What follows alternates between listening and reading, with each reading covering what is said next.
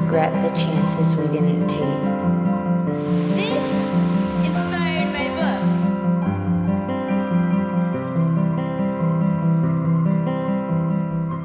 Hello everyone, my name is Mandi Lynn, and as many of you know, I'm publishing my book Essence, and like I said, I'm going to be taking you guys on how I go through everything. So today we're just going to be talking about the process of editing with an actual editor and the final edits that you have to do before you can self-publish your novel. Now, I did my edits through Bubble Cow, and my editor gave me an editor's report like every editor does through Bubble Cow.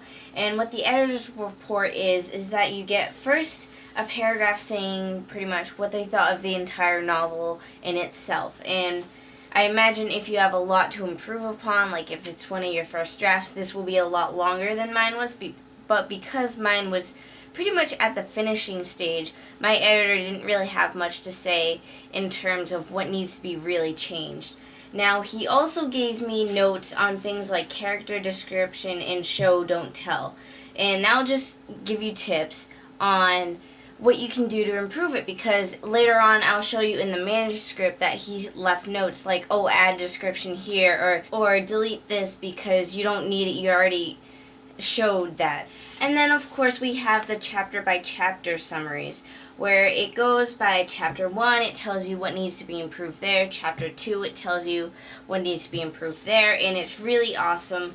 I actually like this pretty much just as much as the editing notes in the novel itself. So this is something what your manuscript might look like when you get it back from your editor. It'll have all these changes, all these weird little comments.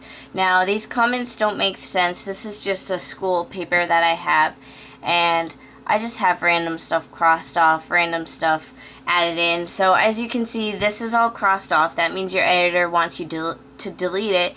And then you have other things that may be underlined, and that means you should add it in there. And you can see all this as long as it says the little tracking changes is crossed off. But say you want to accept the delete. My real last name is Strelevich, but I wanted to put Lynn instead. So if I wanted to accept that, I would just go up here, hit accept, and then bam, it says Mandi Lynn. And then we have this delete button, so I'll click accept, and now it's gone. And then all these comments, you would have to go through one by one. You'd read what your editor says, and you can choose to add in more if you want, or you can just right click, delete comment. And it'll pretty much do that for everything. Or you can accept comment, which, you know, will add in stuff. That's basically tracking changes in a nutshell. It's not that simple. It took me about a day just to figure out how to work it. So I had to go on YouTube, watch a tutorial, and then I was like, oh, that's a lot simpler than I thought. But once you're done that edit with your editor, you are not done. You cannot just publish it because your editor is trained to look at the big structure. And that's pretty much looking at the plot, characters, backstory, and making sure it's good writing. They do not look at things like grammar. If they see a grammar mistake, yes, they will correct it, but they're not looking for them.